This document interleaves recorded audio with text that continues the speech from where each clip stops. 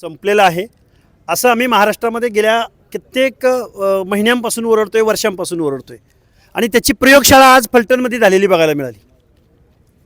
मूळ ओबीसींचे जे खऱ्या अर्थानं सामाजिकदृष्ट्या मागास आहेत, भटक्या विमुक्त जाती जमातीमध्ये जन्माला आलेले आहेत किंवा ज्यांना मंडल आयोगाच्या माध्यमातून बाबासाहेबांच्या संविधानाच्या माध्यमातून जे आरक्षण भेटलं आहे ते 9 सदस्य या फलटण पंचायत समितीमध्ये निवडून आलेले आहेत.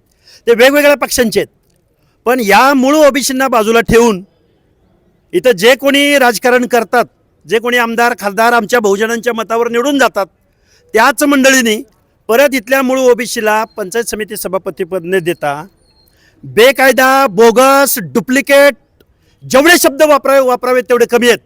घटनात्मक मूल्यांना पायदळी तुडवून या 2 डंगरांनी, मी डायरेक्ट बोलतोय, राजे आमचे फक्त छत्रपती शिवाजी महाराज होते की जे इथल्या रयतेला आणि 18 पगड जातींना न्याय देणारे होते. या लोकांनी स्वतःच्या राजकारणासाठी आम्हा ओबीसींना बेदखल केलेलं आहे.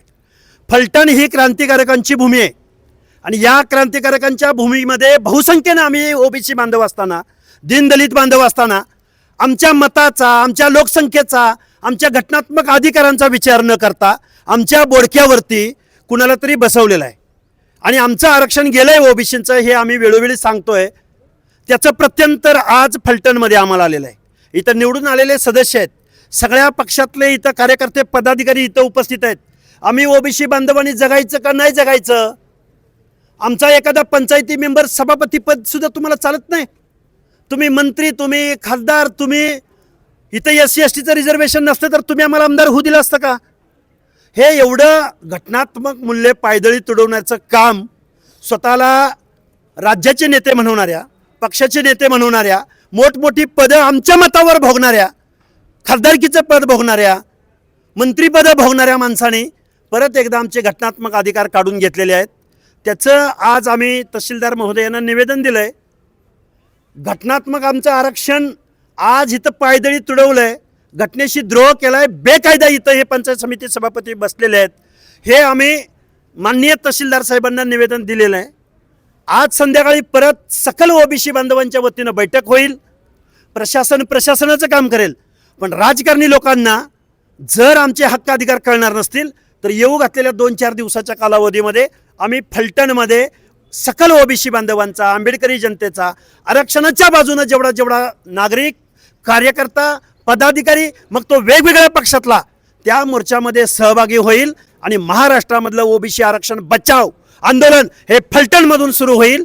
हे मी तुम्हाला जबाबदारीनं सांगतोय. ओबीसी एकजुटीचा दुसरा एक सर प्रश्न आहे, बारामती येथील विधानसभेची निवडणूक लागलेली आहे. आत्ता मी इथं ओबीसी आरक्षण बचावाच्या प्रश्नावरती आलोय.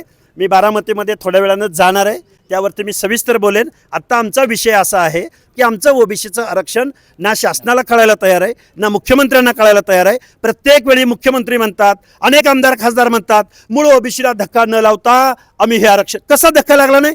अरे संपवून टाकलं तुम्ही आमचं आरक्षण. या प्रश्नावरती आम्ही आज फलटणमध्ये आज इथं आलेलो आहोत. आमचा सगळा ओबीसी बांधव इथं एकत्रित आलेला आहे. संध्याकाळी परत बैठक होत आहे. समता परिषदेच्या माध्यमातून म्हणा किंवा ओबीसीच्या अनेक संघटना आहेत, वेगवेगळ्या जातींच्या संघटना आहेत.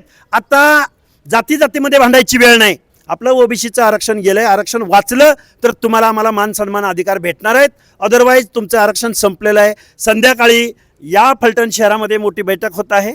त्यानंतर आम्ही फलटणमध्ये मोर्चाचं आयोजन करू आणि महाराष्ट्र शासनांना, मुख्यमंत्र्यांना आम्ही दाखवून देऊ की तुम्ही ओबीसीचं आरक्षण कसं संपवलेलं आहे ते. फोटो घेऊया, पाठीमा असे सर्व थांबा, पाठीमा.